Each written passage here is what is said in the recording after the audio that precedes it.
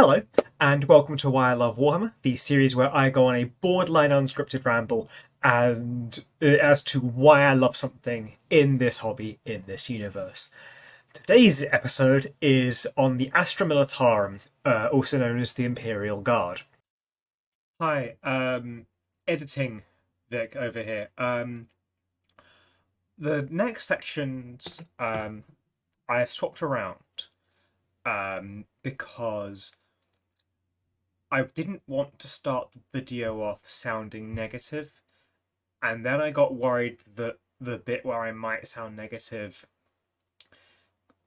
will get the wrong idea. So just to clarify, I really love the Imperial Guard. I have a couple of reservations about how much like modern military armies is like. I have some reservations with how much they look like a modern military army circa 21st century Western militaries, but that isn't enough for me to not love the army. So yeah, I still love the Imperial Guard.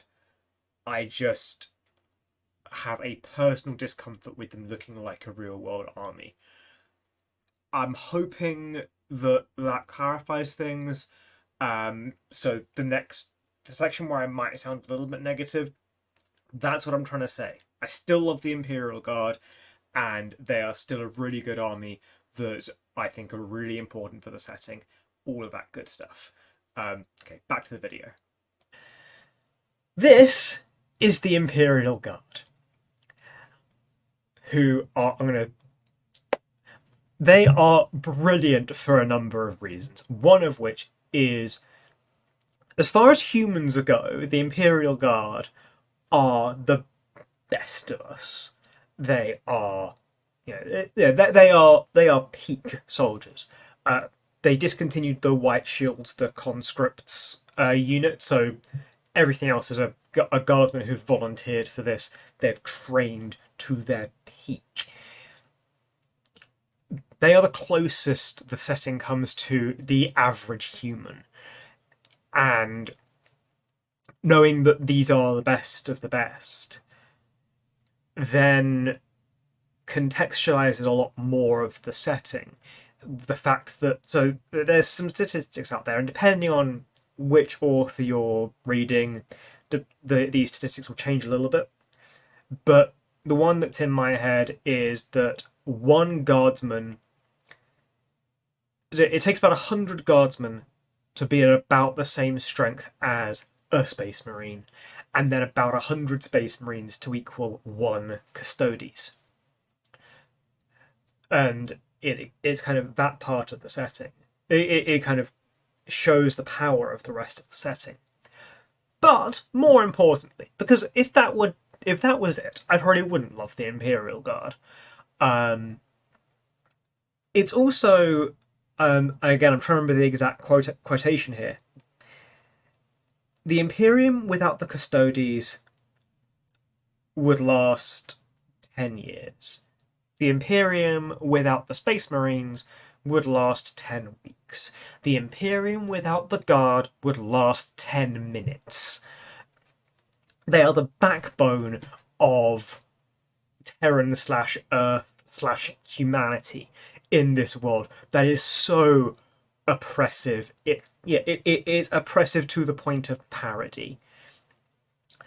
The amount of respect that each individual guardsman deserves for being in this conflict is something so spectacular. And it's not just them as a concept. So on the screen here, I've got the picture of Commissar Yarrick, aka Old Baelai. This guy is quite an old commissar. The commissar's main job is keep the troops in line. If one of them starts cowering, ping them in the head, because either you probably meet your end at the face of the enemy, or you definitely meet your end at the face of me. Which you're going to choose? But Commissar Yarrick here took on some orcs.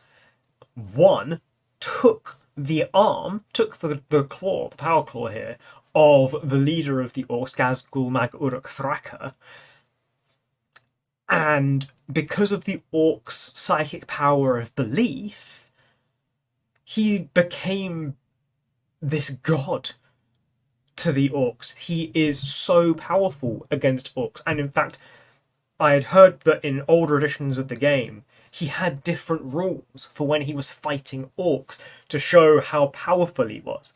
And he's quite an old guy. And I'm hoping he makes a return. And the 9th edition codex for the Imperial Guard had been confirmed as no longer with us. But I'm still hoping, and I will always hope that he comes back, because he's a brilliant character. He just really deserves it. I go through the models for these, so I'm going to also mention Caiaphas Cain, who is a commissar in a similar position, who genuinely cares for his units, genuinely cares for those under his command. And the books for Caiaphas Cain are far more comedic in tone, because the way it's presented, you're not entirely sure if he's this brilliant strategist or just an absolute coward, suffering from deep imposter syndrome.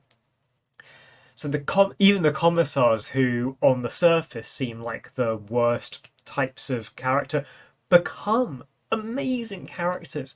And again, because the guardsmen are humanity, they make for brilliant protagonists because they're human. You can empathize with them. A space marine is a super soldier who has had all of so much humanity removed. Even the salamanders, who generally are nicer to humans, they're not truly human in the same way that you or I are human. And again, one step removed for the Adeptus Custodes, the Adeptus Mechanicus hate their organic forms, and they're trying to become less human. Guardsmen and commissars, they make for brilliant protagonists. They're human. We can understand them. The way they react is the way either we would react or we'd like to react. They're heroes. And as much as there's no good guys in the setting of Warhammer 40,000, Guardsmen do make brilliant protagonists. And I'm going to have to swap these around and put that disclaimer from the beginning after I've talked about this, because the Guardsmen deserve so much respect. And before I can get into this, I should say that I love this army in spite of a few things. This is one of my Lehman Russ tanks that is painted up to be bright pink. The lighter pink is from a spray that I got off of Amazon that's meant for like doll houses, so it's a bit shiny than I intended. The darker pink going across is a Vallejo airbrush paint, and I used Citadel for the treads. It was a Sigval Burgundy. I painted them up this way because what my intention was to use them as brood brothers as part of a wider Genestealer Cults army.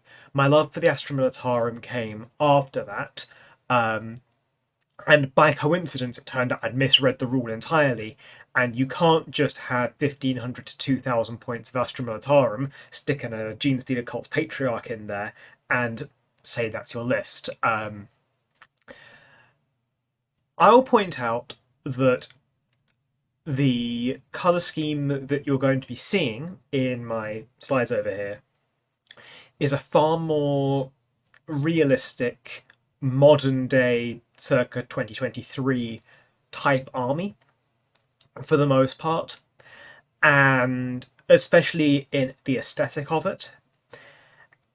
And that can make it a bit tricky to talk about, because to say that you love the Astra Militarum could get perceived as having a love of modern military or supporting a particular side, in modern military conflicts, and I want to put it out there right now that that's not the case for me. Um, I'm a very anti-war person. I'm terrified of the idea of conscription. I would not last 2 minutes in boot camp, let alone an actual real world real world conflict. This is a fiction. It is a sci-fi setting. It is a game. It is escapism. It is a setting. This isn't anything real world. So if it helps you contextualize that, feel free to set this video so that all of the greens and khakis look a bit red and pink.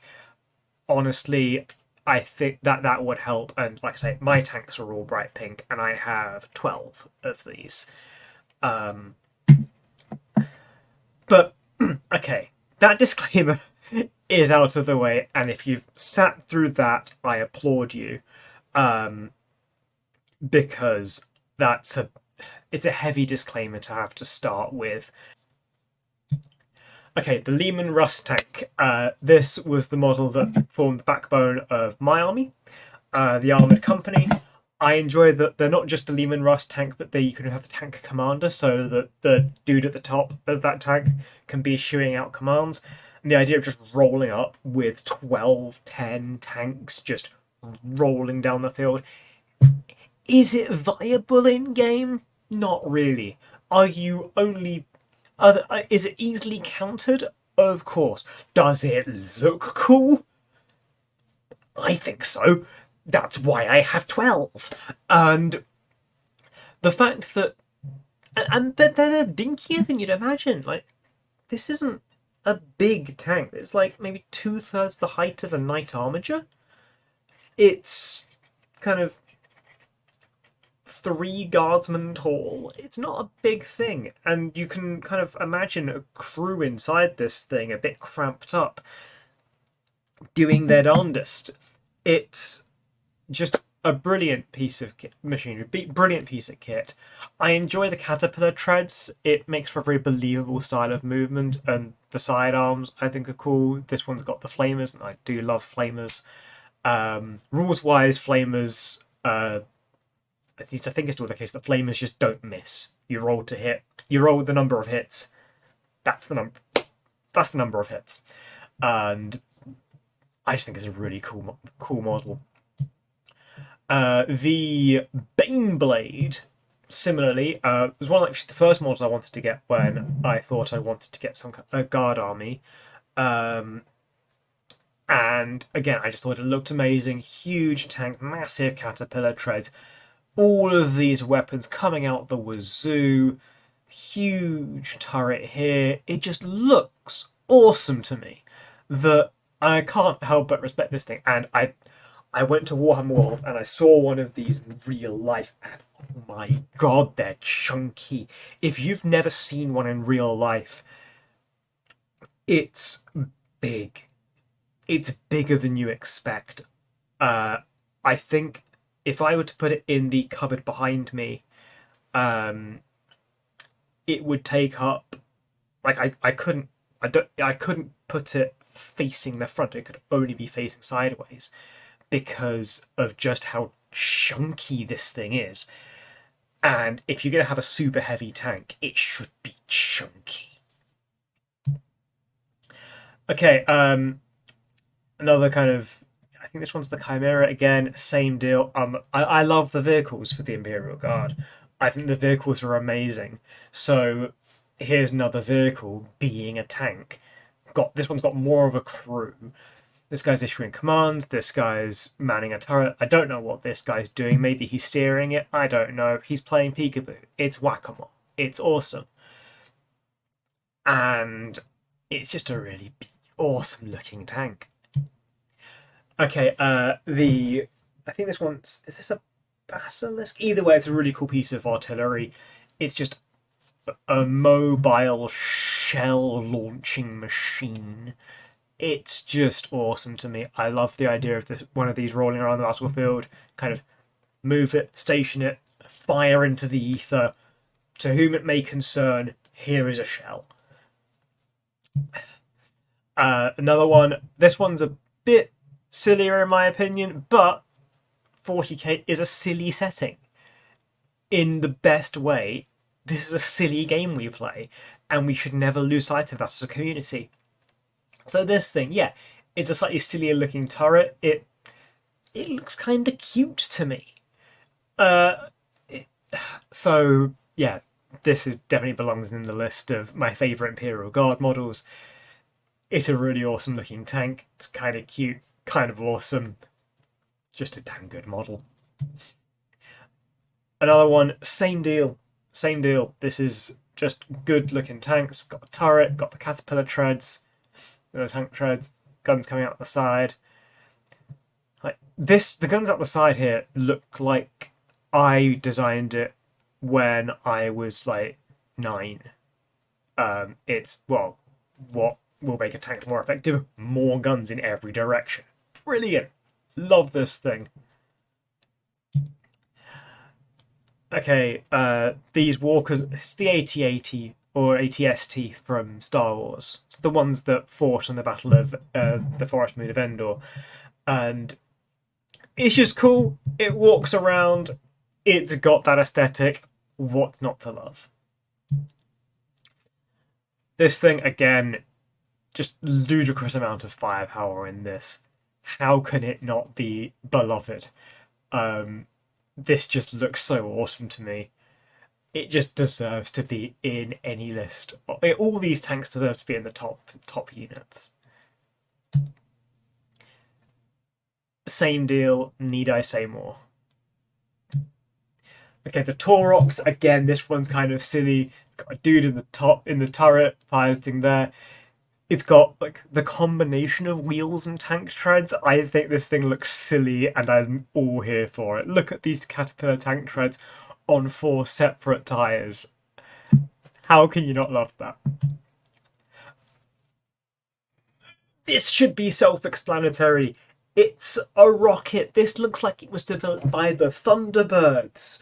Look at this thing. It's just glorious. Okay, Ratlings. So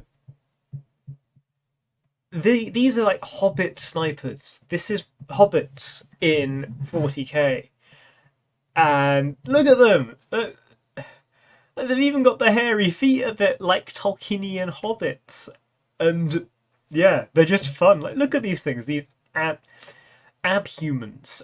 So if you don't know that much with the setting, abhumans are humans that don't look like normal humans, but they are deemed human and therefore accepted within the Imperium. But yeah, Ratling snipers. Glorious. Love to have more Ratlings. I'd happily have fleets of Ratlings if it was an option to me. Ogryns. Ogryns are awesome. Ogryn is what I play in Darktide, and they are brilliant. They look like hulking brutes, but they're quite sweet. They're not the smartest, but they're basically kind souls. And they're wholesome beings, and I can't not love them for that. Sly Marlborough, the meme character, Arnold Schwarzenegger in 40k. Look at him, he's standing on an orc's head. He's got Audrey 2 here in the background. He's a glorious, amazing character whose statline never reflects how awesome he should be. I like the Catachans because of kind of the movie references they make. So this guy is Arnie in the term. In Predator. They released other Catachans that resemble other characters in Predator. It's just awesome, and I like that with the Imperial Guard. They do represent. You can put in these movie references that are so obvious, but it doesn't matter because it's cool. And yeah, I love Sly Marlborough for that. Yeah, Lord Solar Leontis. He's got a horse. Look at that pose.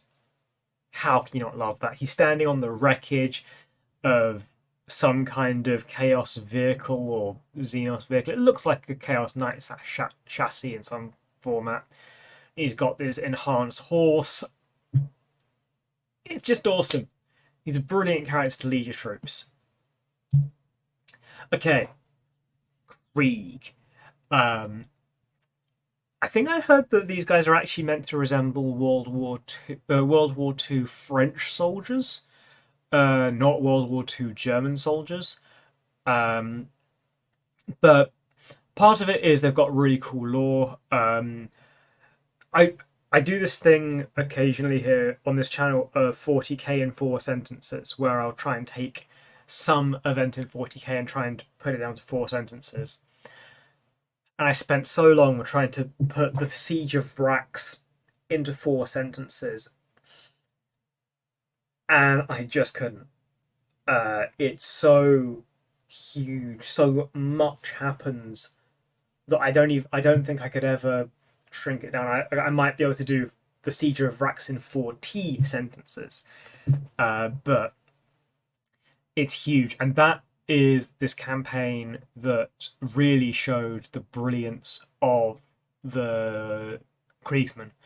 There are memes about them using shovels a lot, but between the Kriegsmen and the Cadians, there's so much within the Guard, within the Astra Militarum, that's just you really respect them in the fiction. With the Cadians, there's the whole thing of Abaddon, the Despoiler of the Black Legion of Chaos Space Marines, came down to the planet Cadia and literally broke the planet in two. But even as the planet was breaking apart, the guardsmen of Cadia were still firing. Hence the meme: the planet broke before the guard did.